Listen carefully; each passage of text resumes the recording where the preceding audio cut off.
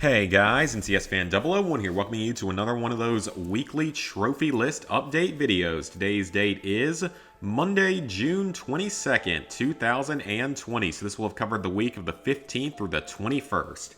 This was a very productive week in the world of trophies with a couple platinums, 100%, a few other miscellaneous trophies, and such. So it was a very successful week. I do want to apologize for not having a stream this past week. I didn't get to stream during the week, and then of course it was Father's Day this weekend, so my parents were actually here, so couldn't stream over the weekend.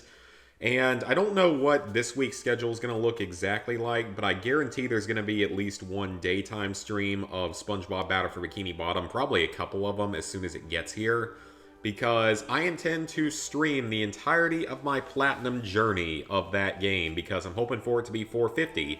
I need to grab one more platinum before that, so I'll probably do that like tomorrow, Tuesday, because I don't think Battle for Bikini Bottom is going to get here on Tuesday. I think it's going to get here on Thursday, because I bought the special edition, one of the special editions off of Amazon, because I wanted one of the special editions.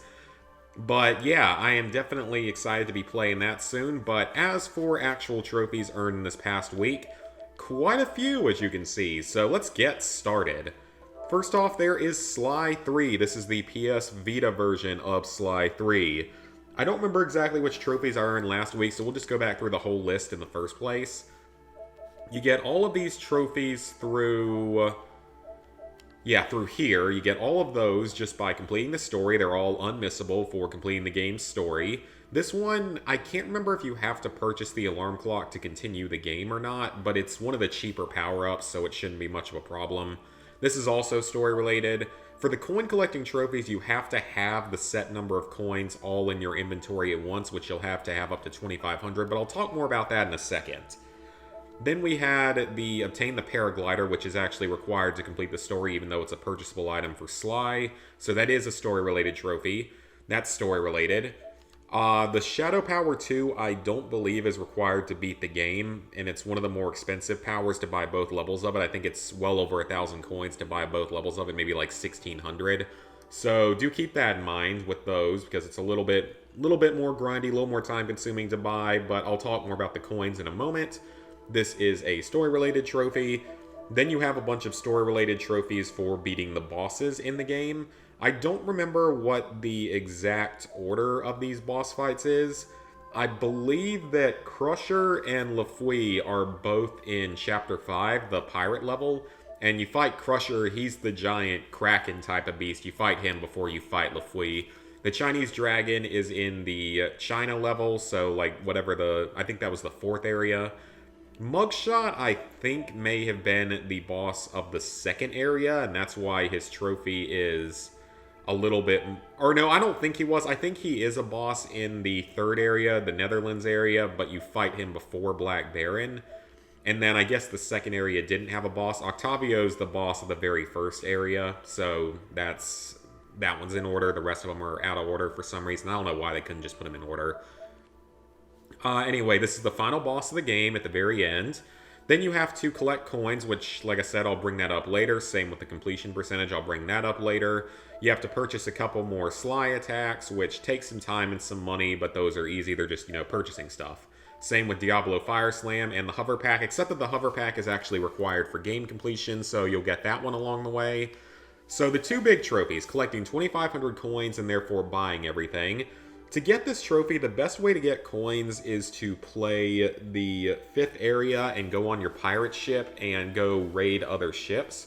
That is by far the best way to get a lot of money. The minigame's pretty fun. It's basically, you get to engage in naval battles. It's kind of cool. But it's by far the easiest way to get coins. You can grind up thousands of coins in under an hour if you are fairly good at the fights. So that's an easy way to get to 2,500 coins and buy all the trophy-related power-ups. I would highly suggest buying some of the other power-ups as well, like the dash power, because that one helps a lot for a couple of the boss fights. So I would highly recommend that as well. And then for 100% completion, this is by far the hardest trophy in the game, because Sly 3 for 100% completion requires only 2 things: completion of the story and completion of all the in-game challenges, of which each chapter has 5 to 9 of them. And some of them are pretty difficult, to be fair. Like, some of those challenges are actually quite challenging. They basically take and put you in parts of the main game, but give you additional requirements. Usually it's either time, so like you have a time limit that is often pretty tight, or your health is cut in half, as is the case with a lot of them. So those are the two most common changes. Now, some of the challenges are fairly easy. A good chunk of them aren't too bad, but some of them can be quite difficult and quite infuriating at times due to the fact that this game doesn't play all that great on the Vita. It has a lot more issues with lagging and stuff like that, and then just the controls maybe not working exactly how you want them to. And there are a few really annoying challenges that will test your patience. A few of them would be like, let's see, I had a lot of trouble with the Murray one in China during the main game, but I didn't really struggle with it in the challenges. What else was there? I'm trying to think of exactly which other ones gave me trouble. I know that the Gauntlet, Ultimate Gauntlet run at the end of the game, that one's pretty tricky just because it is it is timed. That one actually gives you a lot of time for it, but it's pretty annoying because there's no checkpoints and it's really easy to get screwed over if the game just decides to act weird, like in the section where you have to jump up the slamming platform things. And there are definitely a few other hard challenges. Oh yeah, the second Panda King fight, or not Panda King, I don't know why I want to call him that, but the second fight in China when you're fighting the main enemy for the second time and you're in like the forest. That fight's really annoying. I highly, highly recommend using the dash attack there. It makes life a lot easier. And even a couple of the boss fights can be a little tricky in this game overall just because of the way they're played, unless I was just really missing something in them. So overall, this is probably the hardest version of any Sly game out there, and therefore makes it the hardest Sly game overall. I would say it's around a 4 to a 4.5 out of 10 in difficulty, so it's definitely a little bit harder than the other Sly games. Because Sly 1 is really easy, it's mostly based around collectibles and then a little bit for beating the game. But that one's pretty easy just because of the way the game plays is a little bit different. Sly 2 is entirely based around beating the game and finding collectibles and buying a few items. Sly 4 has some of everything. You have to beat the game, you have to find all the collectibles, you have to beat some mini games, and you have to do miscellaneous actions and some missions, which can be a little bit annoying at times, but I would still say that this one is the overall hardest in difficulty, just in terms of the amount of skill needed to get some of the challenges and stuff done. But overall, it's certainly nothing unreasonable, and with that, I've now actually finished the entire Sly franchise, which is pretty awesome. So that's a franchise done, and I am very glad about it. Next up, we got Star Wars Battlefront 2. This game is interesting. Like I talked about before, this game is a lot better than it was when it released, and I'm actually having some fun playing it. So, as for trophies, though, I don't remember exactly which trophies I got, but thankfully I have the images here. Mission for the Observatory, I finished that. I really need to just go ahead and beat the campaign, because it's not a very long campaign, but all those trophies are earned by completing it. And then these are the 3 miscellaneous trophies for the campaign. One of them, I missed the place to do it, so I'm going to have to replay the Endor mission. And the other 2 aren't coming up until a bit later, so I'll do them along the way. But none of them are particularly hard, and the campaign's pretty easy. Plus, you can play it on easy if you really want. I'm playing it on normal just because it's a little more fun. So then we get to the multiplayer trophies, and multiplayer milestones, there's tons and tons of them. You'll get this easily while going to level 50, because rank 50 is the big grind trophy in this game. I'm currently ranked 16, so I'm not even, like, close at all.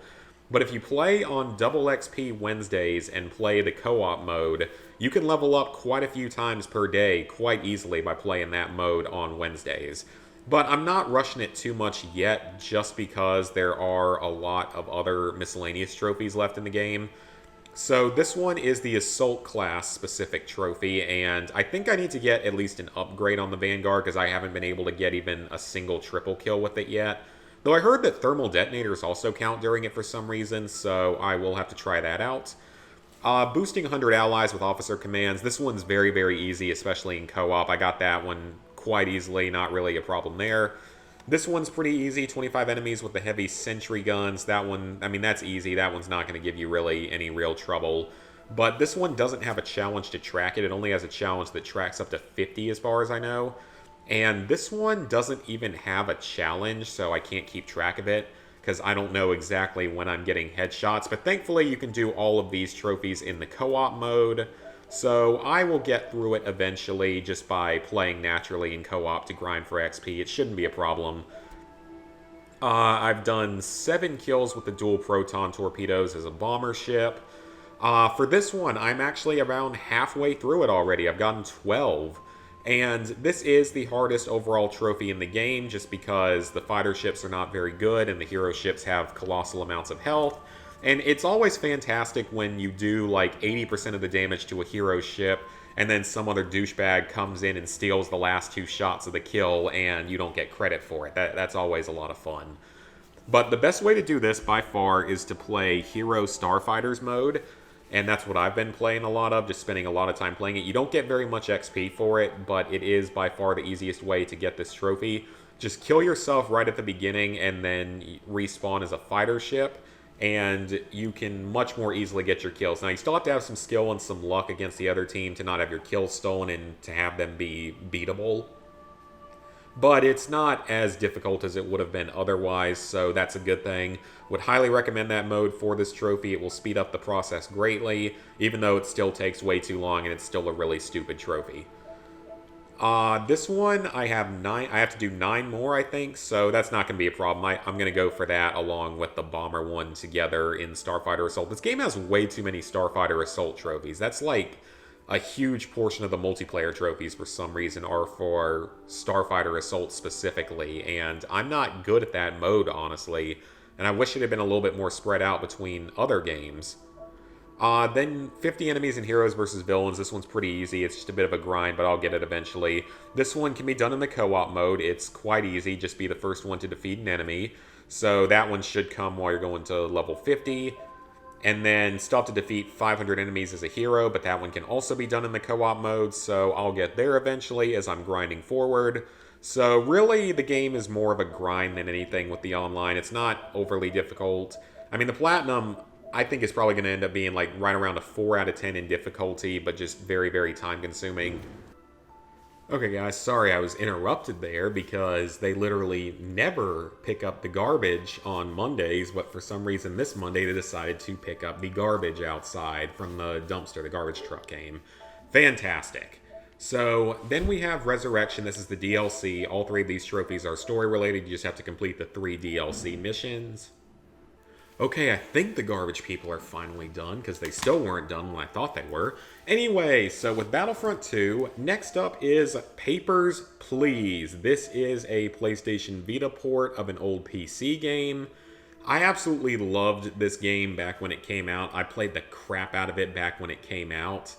And the 100% is very, very easy if you've played the game before and have some idea of how to play it. Unfortunately, it doesn't have a platinum, and they easily could have put a platinum in the game because they could have like given you a trophy for each individual ending, and therefore you would have gotten a platinum trophy as well because it would have had enough trophies. But you know, 100% is fine, and it was a real joy to play through this game again. The 100% is very easy if you know what you're doing. The only problem is I don't remember off the top of my head how to get each of these tokens, but there is a fantastic guide on PlayStation Profiles that I would highly recommend following for it.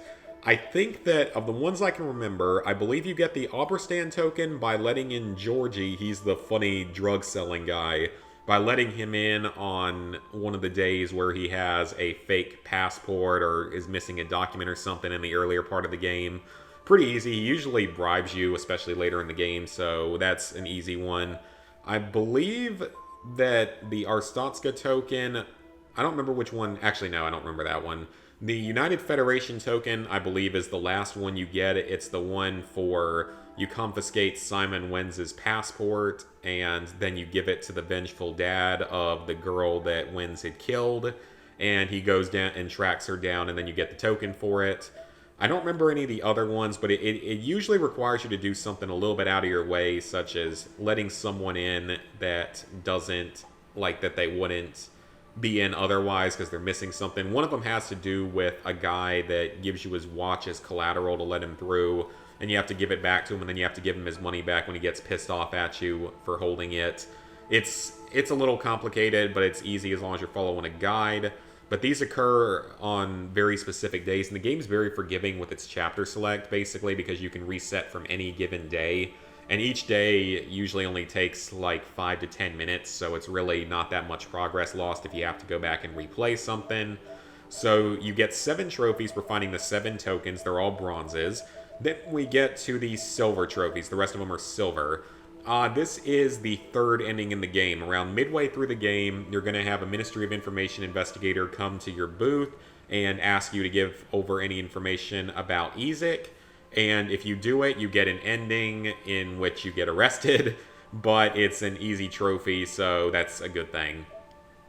This trophy is an ending. I don't remember which one it is. It's because there's like 8 different endings you can get on day 23, because that's the day where you get this one, the man in red arrives. Because you can get like 8 of the game's 20 endings that day. You have to kill the man in red, you have to wound the man in red with the tranquilizer gun, you have to kill an innocent, you have to wound an innocent, you have to kill a guard, you have to wound a guard, and I believe there's one other ending you can get that day. I just don't remember exactly what it is, so it may have only been 6 or 7. But I mean, that's very easy. And then you have the 3 big endings. So these are endings 18, 19, and 20, not necessarily in that order. These are the big endgame endings. These are the ones that take the most effort and time to get.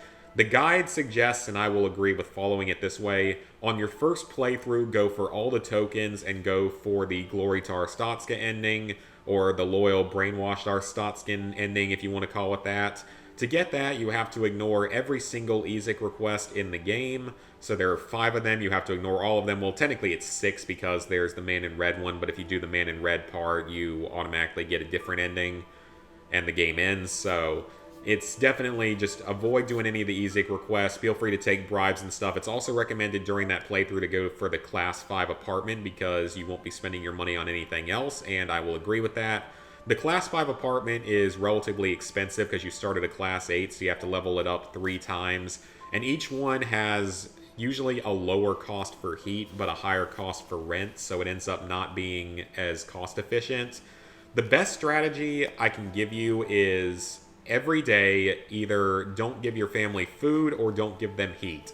So like don't give them food on day 1, then give them food but not heat on day 2, and repeat that step for the entire game. Also, turn on easy mode in the settings. It will give you an extra 20 credits every day. That makes this game absurdly easy to get through. And when you're doing the Ezek quest line, they give you so many bribes that you end up with like more than enough money by the end of the game. Like by the end of the game, I think I had like $900 at the end of day 31, which is absurd, or 900 credits, whatever the currency is. So it's really not much to worry about. But yeah, that's for this ending. That's ending 20. That's, I guess, arguably the hardest ending because you don't get any of the Ezek bribes or anything. And it's maybe not the best ending just because you're keeping Arstotzka under its communist government. So yeah, anyway. Then you have these 2 endings. It's recommended that you then go back to day 11 to begin doing the Ezek quests. And when you get near the end of the game, start confiscating Obristan passports because you're going to need it for this trophy. So for this one, you need to complete 4 or 5 of Ezek's 5 quests. You don't have to complete all of them. You can miss one of them, but you have to complete at least 4 of them. It's like letting in 3 specific people. You have to poison someone, and then you have to, I think the last one is you have to confiscate a passport and give it to an agent. It's a little bit tricky if you don't know what to look for, but it's still not that difficult.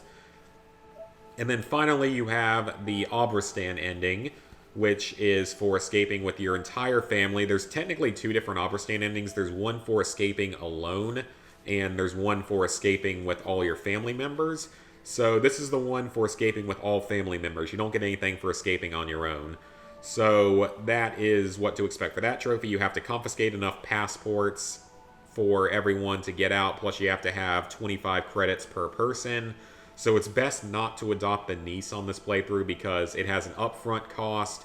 of 40 credits, which you get 100 back, but you then have to pay extra for food for her, and you'd have to pay more for her passport and documents.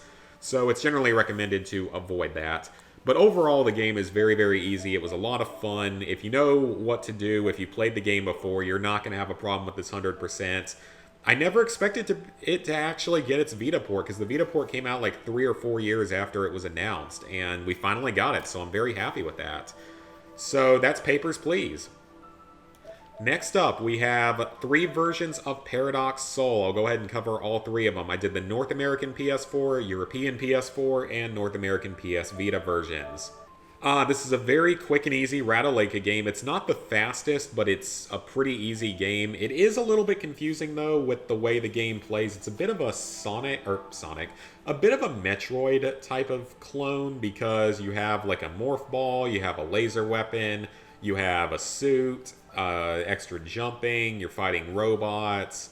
It definitely feels Metroid-esque, but it's also a very easy platinum trophy if you follow a guide. You do actually need a guide for this one, mostly because of the weird layout of the game, because it's a whole bunch of different like cells that each have certain rooms in them that lead to other rooms. It's confusing if you don't follow a guide, so I definitely recommend following one. I followed Bad Drivers. There's probably other ones out there. But to get the trophies, you have to find a weapon, the map, and the facility suit. These are all unmissable and done within the first few minutes of the game.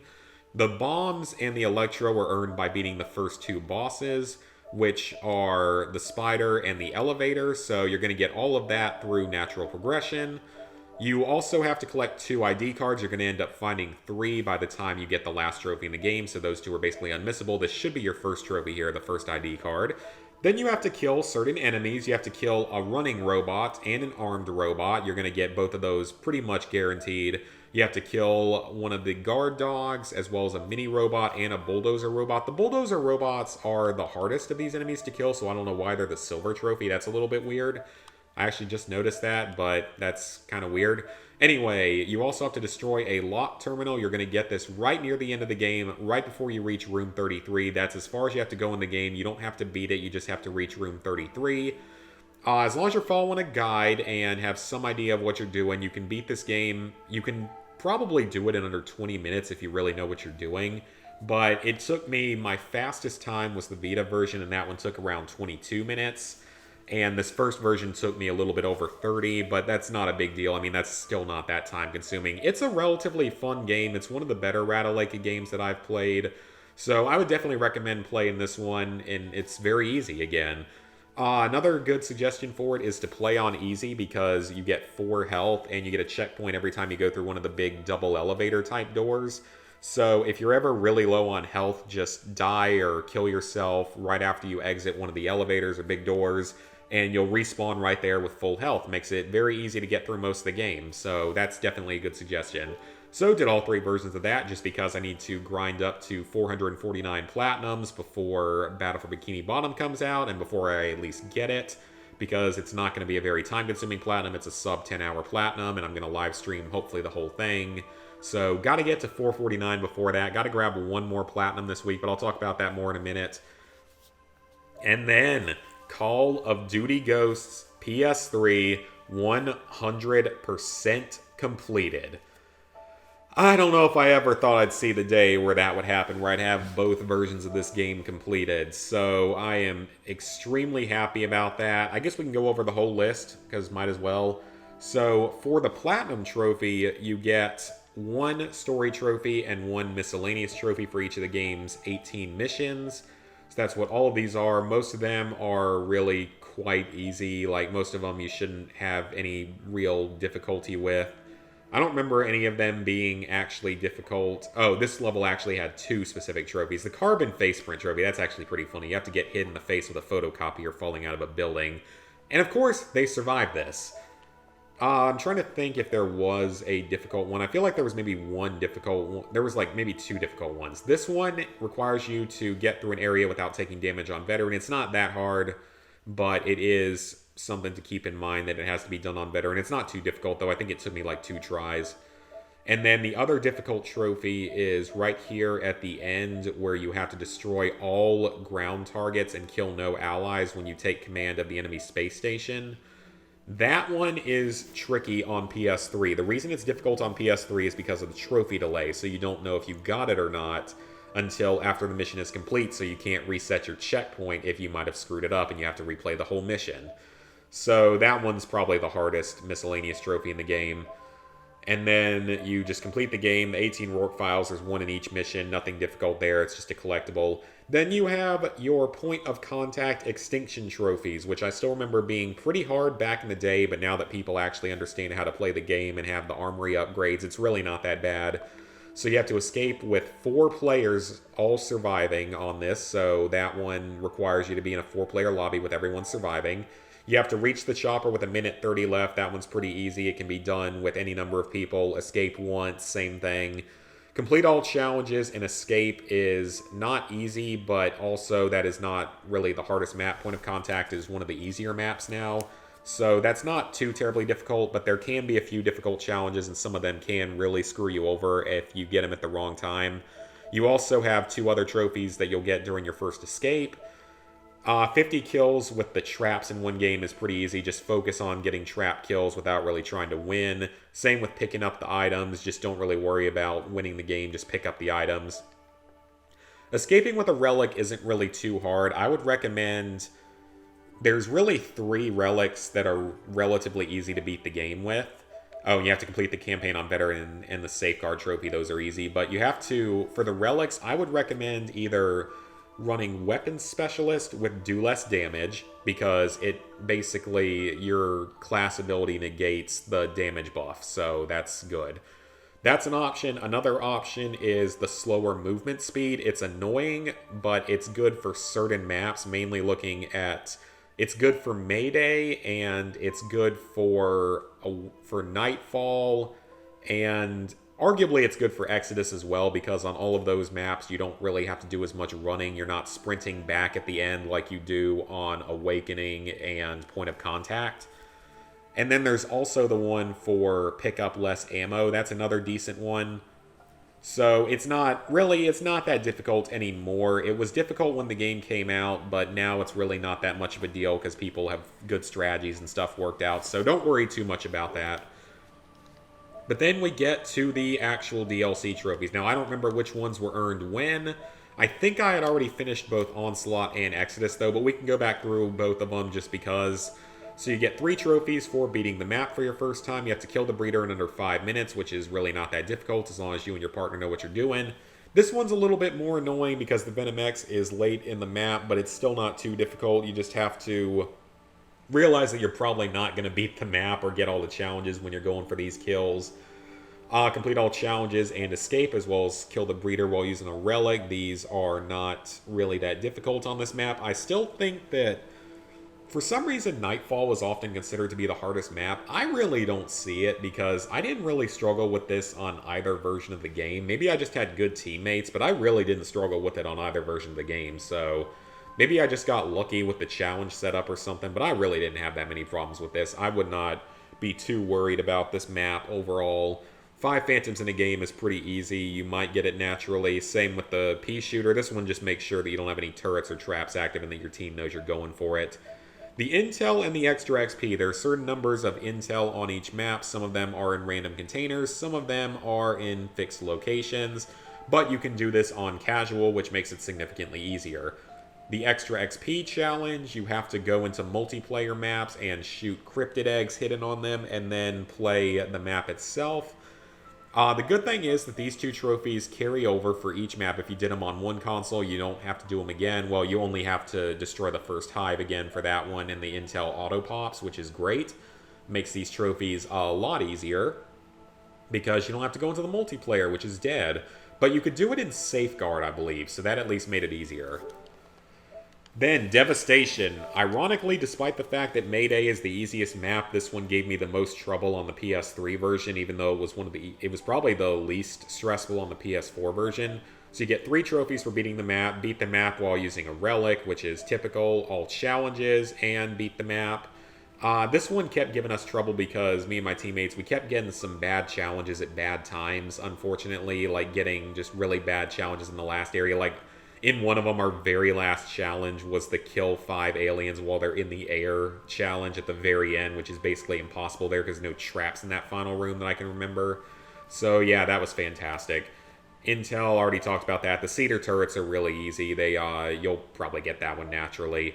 The Hypno Trap to turn a Rhino friendly is very easy. You just have to build the Hypno Trap. It's not really a problem. Same with the Extra XP. That one auto-pops. And this one, there are 10 different schematics you have to build, but this trophy actually auto-pops as well if you have done it on another version of the game, which is fantastic. So that saved me a lot of time from not having to do it multiple times, from not having to play the map a few extra times to build everything. Thankfully, you can do it over the course of multiple games, so it's okay. Then we have Awakening. This is where I got a majority of my remaining trophies. So you have 3 trophies for escaping. This one's sort of like Point of Contact, where you have to escape the map instead of killing a final boss. You have to escape with 2 relics, which is a little bit trickier. I would recommend the get less ammo and do less damage, because on this map you want to be able to move quickly. I would not recommend the slower movement for this particular map or for Point of Contact. So I would recommend those other 2. It's not too terribly difficult. We did it first try where we were going for it. Awakening is one of the easier maps, which is good, partially because it doesn't have any sort of boss fight to worry about. Complete all challenges and escape. We got that first try. We went for it. Nothing too difficult there because the challenges on this map are relatively easy, because even like the airborne enemies one are fairly easy because there's a lot of airborne enemies themselves. The little explodey pods as well as the gargoyles make that a lot easier. There's Intel, of course. Kill a gargoyle with a Vanguard is very easy. You shouldn't have a problem with that one. Just get to the first Vanguard and kill a gargoyle with it. This one is really annoying. 5 cryptids with the arc attached to each of the 12 pickup weapons on the level. You first have to find an arc, which is in a random spot, and then you have to kill enemies with it, and some of the weapons are terrible. Some of the sniper rifles and shotguns are just awful. I recommend saving like the Amelie or the chainsaw for last so that you can then proceed to use them for the rest of the game, because those are the better weapons. And finally, this is another annoying trophy about this. Like, this DLC isn't really difficult. It's one of the easier ones, but it's also the most time-consuming, because you have to escape a minimum of 4 times. So you have to escape once as each class. The good thing is, this trophy actually if you did it on one version of the game, it will auto-pop upon your first escape on any other version of the game, which is awesome. So you only have to complete the map technically once if you've already gotten this DLC done on another version. That is great. Very happy about that. And then finally there is Exodus, which I still say is probably the hardest map, but we didn't end up having too much trouble with it. You get this trophy and this trophy by completing the map for your first time. You have to complete the level with a relic, which isn't too difficult. You have to do Completionist, which is definitely annoying on this map. This map has some really annoying challenges on it and some really easily failed challenges. There's only a few collectibles on this map, fewer than the other maps. The Extra XP challenge is typical. This trophy is actually very easy. All you have to do is get to the final battle, and when the ancestors start, once all 3 ancestors have spawned in, run outside to where you do your very first challenge, where you have to sit in a circle to kill aliens. It's always the first challenge. Just go out there and sit in that area, and you'll have to kill cryptids, but the aliens, the ancestors won't even be able to hit you, really. So that makes it very easy, and then just rush to the center at the end. It takes a little bit longer, but it's very safe. Hit an ancestor with a Hypno Knife. It doesn't do anything, but it does give you a trophy, and it's pretty easy. There's a total of 5 ancestors on the map, I believe, or 6 ancestors, so pretty easy. The final ancestor with a relic active in hardcore difficulty. On hardcore, you only get skill points for completing challenges, not for completing generators or doors, so that makes this a lot harder. On this map, I would recommend either the do less damage with weapon specialist, the pick up less ammo, or you can use the slower movement speed on this map because there's not a whole lot of movement needed on this map for the most part, but there are a lot of different cryptids on the map, and this last trophy is very easy because that weapon's pretty good. So I would say that this is the hardest DLC map. It was for me on both versions of the game, but it's still not horribly difficult, and I think we actually got both Completionist and Hardcore Escape in the same run, but we did it because we had a teammate that was absurdly good at the game, plus he had Cryptid Slayer ammo. I don't know if he had the 2 classes, but I know he had Cryptid Slayer ammo, which makes the map a whole lot easier. But I mean, we did it. I finished Call of Duty Ghost 100% on PS3. So with that, I only have one Call of Duty game, or no, one PS3 game with online left, that being Battlefield 3, which is my goal to do in July. I might even get started a little bit earlier, but I've got other focuses right now. So, with that, level 75, 37%, 18,629 total trophies, 448 platinums, 2,600 golds, 4,893 silvers, 10,688 bronzes. So, with that, I gotta grab one more quick, easy platinum trophy within the next day or two before 450, which will be SpongeBob Battle for Bikini Bottom, which will be here by Thursday, and I will be able to stream it. It might be my drunk stream on Saturday, I don't know yet. Probably will be, but I'm hoping to stream the entirety of my 100% run in platinum of that game. Very excited for it, so I'll grab one more platinum before then, but that's going to be the main focus for this week, so probably won't make a whole lot of progress this coming week. I'm going to put Battlefield 3 off until after I finish Plat 450, but then that'll be my last game to clean up. Currently, the list looks something like this. I'm actually pulling it up now. Battlefield 3 by the end of July, August Advanced Warfare, September GTA 5, October Destiny 1, November Black Ops 3 and The Division 1, December Infinite Warfare and Uncharted 4, 2021, everything else that's left on the list that I still have to do. Yeah, and then, Battlefront 2 I'll continue working on along the way as well, because I just want to get those couple of annoying trophies especially done. So, yeah, that's going to be it. This was a pretty long update, even though I had to take a couple pauses in there when the garbage truck came. So this is going to be one of my longer trophy updates so far. I don't really have anything else to talk about right now.